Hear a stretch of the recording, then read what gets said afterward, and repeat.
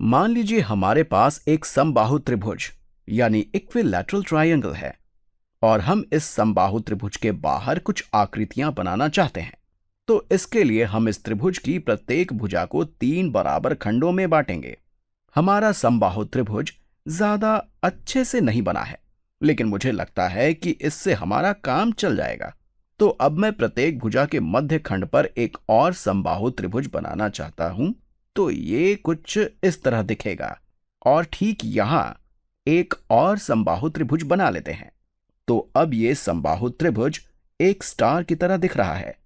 इसी तरह अब इन छोटे समबाहु त्रिभुजों की प्रत्येक भुजा को 3 बराबर खंडों में बांटते हैं और प्रत्येक भुजा के मध्य खंड पर एक समबाहु त्रिभुज बना लेते हैं। तो यहां इसके मध्य खंड पर ये एक समबाहु त्रिभुज है। हम ऐसा प्रत्येक भुजा के लिए करेंगे तो यहां, यहां और यहां भी बना लेते हैं। मुझे लगता है कि आपको यह समझ आ रहा है, लेकिन मैं इसे स्पष्ट कर देना चाहता हूं। तो चलिए यहां, यहां, यहां, यहां और यहां भी बना लेते हैं। तो हमने इसे पूरा कर लिया है। अब फिर से हम यहां प्रत्येक खंड को 3 बराबर खंडों में बांट सकते हैं और अन्य समबाहु त्रिभुज बना सकते हैं। इस प्रकार हम यहां, यहां, यहां, यहां और इसी तरह यहां प्रत्येक खंड पर बनाते हैं और इस तरह यह प्रक्रिया हमेशा जारी रहेगी। देखते हैं कि यहां क्या हो रहा है। अगर इसी तरह प्रत्येक बार प्रत्येक भुजा को 3 बराबर खंडों में बांटते हैं और प्रत्येक बार इनके मध्य खंड पर समबाहु त्रिभुज इक्विलैटरल ट्रायंगल बनाते हैं, तो ये आकृति क्या होगी? हम कह सकते हैं कि ये आकृति जिसे हम यहां पर बना रहे हैं एक कोच स्नोफ्लेक है। मुझे लगता है कि शायद मैं गलत उच्चारण कर रहा हूं। कोच स्नोफ्लेक की खोज सबसे पहले स्वीडिश गणितज्ञ नील्स फेबियन हेल्क वॉन कोच ने की थी और इन्होंने ही सबसे पहले फ्रैक्टल्स के बारे में बताया था। तो ये एक फ्रैक्टल है और इसे फ्रैक्टल इसलिए कहते हैं क्योंकि जब हम इस त्रिभुज के किसी भी खंड को देखते हैं तो इसके सभी खंड बिल्कुल समरूप दिखते हैं। अब अगर हम इस खंड को देखते हैं तो ये त्रिभुजों के समूह जैसा दिखता है जिस पर बहुत से उभार बने हुए हैं, और जब हम इसे ठीक यहां जूम करते हैं तो हमें यहां भी समान पैटर्न दिखाई देता है। और अगर हम इसे बार बार जूम करेंगे तो प्रत्येक बार हमें समान पैटर्न दिखाई देगा। इसलिए अगर हम किसी भी चीज को कोई भी स्केल पर बार बार जूम करते हैं तो हमेशा ही समान पैटर्न मिलता है जिसे हम फ्रैक्टल कहते हैं। रोचक बात यह है कि हम इसे ज्योमेट्री में पढ़ रहे हैं क्योंकि इसका परिमाप यानी पेरीमीटर अपरिमित है। अब वास्तव में अगर हमें कोच स्नोफ्लेक बनाना है तो हम यहां प्रत्येक छोटे समबाहु त्रिभुज की प्रत्येक भुजा पर समबाहु त्रिभुज को जोड़ सकते हैं और ऐसा हम अनंत बार कर सकते हैं। अब यह सिद्ध करने के लिए कि इसका परिमाप अपरिमित यानी इनफाइनाइट होगा, चलिए इसकी एक भुजा को यहां बना लेते हैं। हम मूल त्रिभुज की उस भुजा को लेते हैं जिससे हमने शुरू किया था और मान लेते हैं कि इसकी लंबाई s है। अब इसको 3 बराबर खंडों में बांटते हैं तो प्रत्येक खंड की लंबाई s/3 होगी। चलिए इसे यहां लिख लेते हैं। ये s/3 है, ये s/3 है और यहां भी s/3 है। अब इसके मध्य खंड पर एक समबाहु त्रिभुज बनाते हैं तो प्रत्येक भुजा की लंबाई s/3 होगी। ये s/3 है और ये भी s/3 है। अब हम इसे रेखा नहीं कह सकते क्योंकि इसमें बहुत से उभार हैं, तो अब इस खंड की लंबाई s के बराबर नहीं है।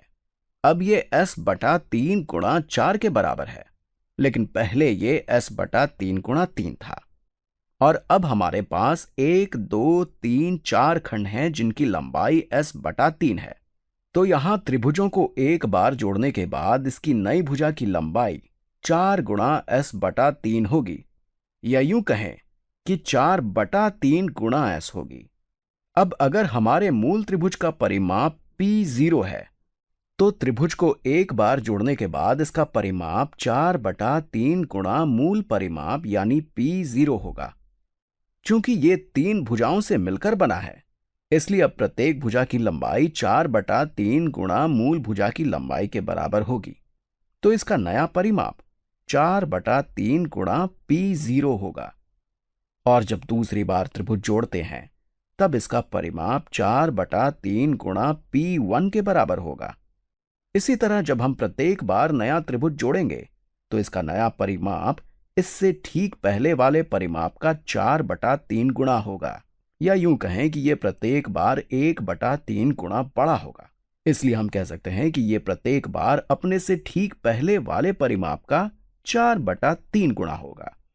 और इस तरह अगर हम इसको अनंत बार करेंगे, या यूं कहें कि जब हम किसी भी संख्या में 4/3 से अनंत बार गुणा करेंगे तब हमें अपरिमित लंबाई प्राप्त होगी।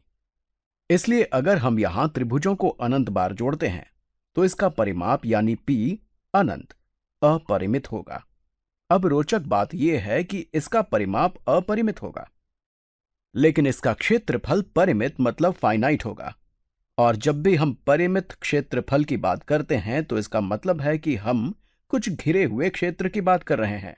यानी कि जब हम इसके चारों ओर एक आकृति बनाते हैं तो यह उससे आगे कभी भी नहीं जाएगा। और इसके बारे में सोचने के लिए हमें यहां फॉर्मल प्रूफ की जरूरत नहीं है। चलिए देखते हैं कि यहां इनकी भुजाओं पर क्या होता है। यहां ये त्रिभुज बाहर की ओर निकला हुआ है और यहां जो कुछ भी हो रहा है उसे दिमाग में रखते हुए यहां एक रेखा खींचते हैं।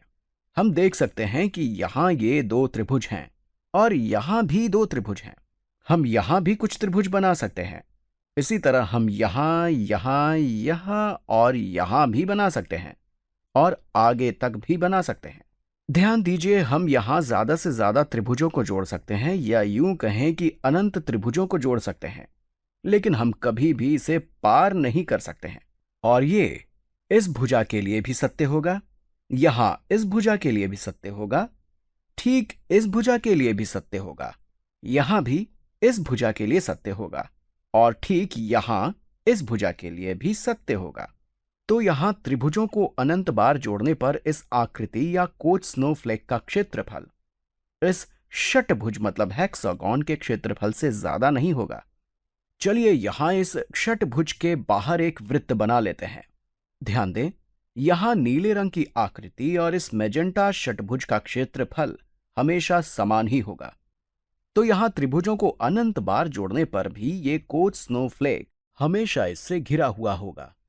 तो यहां कुछ रोचक चीजें हैं, जिसमें से एक फ्रैक्टल है, जिसे हम जितनी बार भी जूम करेंगे हमेशा ही समान पैटर्न मिलेगा। और दूसरी रोचक चीज अपरिमित परिमाप और परिमित क्षेत्रफल है। अब आप कहेंगे कि सलमान, ये तो बहुत ही अजीब बात है, क्योंकि इस तरह की चीजें वास्तविक संसार में नहीं होती हैं।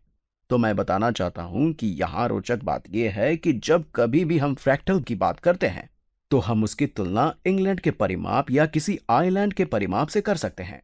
तो मान लेते हैं कि इंग्लैंड कुछ इस तरह का दिखता है। मैं चित्र बनाने में माहिर नहीं हूं, तो मान लीजिए ये कुछ इस तरह दिखता है। आप यहां अनुमानित परिमाप ज्ञात कर सकते हैं। इसके लिए हम ये दूरी जमा ये दूरी जमा ये दूरी जमा ये दूरी जमा ये दूरी जमा ये दूरी लेते हैं। तो यहां इसका परिमाप परिमित होगा और इसका क्षेत्रफल भी परिमित होगा। तो हम कह सकते हैं कि इसका परिमाप परिमित है। मुझे लगता है कि यह ठीक तरीके से नहीं बना है। चलिए मैं छोटी छोटी रेखाओं की मदद से इसे एक आइलैंड की सीमा के बिल्कुल करीब बनाता हूं। अरे वाह, अब ये काफी अच्छा लग रहा है। अब अगर इसके किसी भी खंड को जूम करते हैं तो ये कुछ इस तरह का दिखेगा। मतलब इसकी वास्तविक सीमा में कुछ खंड जैसी चीजें देखने को मिलेंगी। और जब हम यहां एक रेखा खींचते हैं तो इसका मतलब है कि हम इसके सीमा का परिमाप निकाल रहे हैं। लेकिन यहां इसका परिमाप सिर्फ यही नहीं होगा, इसके लिए हमें इन छोटी छोटी भुजाओं को भी लेना होगा। यानी इसका वास्तविक परिमाप प्राप्त करने के लिए हमें कुछ इस तरह से बनाना होगा। अब आप कहेंगे कि ये परिमाप निकालने का सबसे अच्छा तरीका है, लेकिन अगर हम इसकी सीमा रेखा के इस खंड को थोड़ा और जूम करते हैं तो हो सकता है कि ये कुछ इस तरह दिखेगा। तो इसको मापने के लिए हम इस रेखा के बदले कुछ इस तरह का बना लेते हैं। नहीं, ये ठीक नहीं बना है। चलिए इसे सीमा रेखा के और करीब बना लेते हैं। और हम इस तरह तब तक कर सकते हैं जब तक कि हम इसके वास्तविक सीमा रेखा तक नहीं पहुंच जाते हैं। तो हम कह सकते हैं कि किसी भी आइलैंड या किसी भी कॉन्टिनेंट के वास्तविक सीमा रेखा को बनाना एक तरह से फ्रैक्टल बनाने के जैसा ही है। और हम कह सकते हैं कि कुछ हद तक इसका परिमाप अपरिमित होगा और कुछ हद तक हमें वास्तविक सीमा रेखा के बराबर भी मिल सकता है। इसलिए ये कभी भी समान नहीं हो सकते हैं, लेकिन ये समान तथ्य है। उम्मीद करता हूं कि ये आपको रोचक लगा होगा।